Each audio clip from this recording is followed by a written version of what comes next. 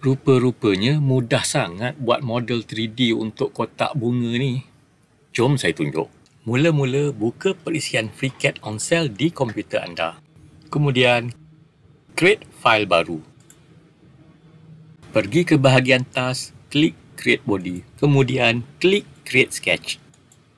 Pilih satah XY dan klik OK.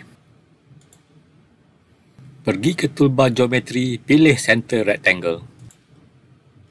Buat segi empat pada sketch. Kemudian jadikan ianya segi empat sama menggunakan constraint equal. Masukkan lebar kotak 250 mm. Sekarang sketch dah fully constrained, tutup sketch ni. Pilih zoom all untuk lihat sketch. Pergi ke task, pilih pad. Masukkan jarak untuk pad itu 150 mm dan tekan OK. Masih pada body yang sama, buat sketch baru. Kemudian pilih satah XY.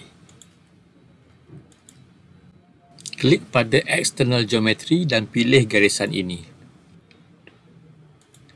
Pergi ke toolbar geometry dan pilih center rectangle.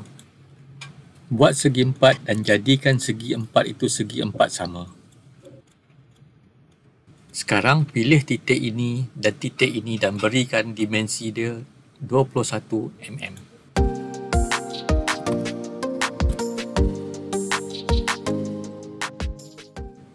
Buat lagi satu segi empat dan pilih bucu ini.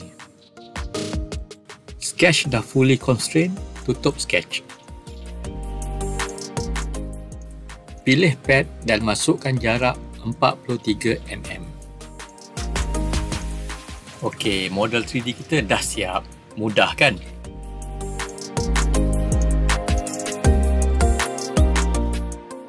Okey, jangan lupa untuk save file ini.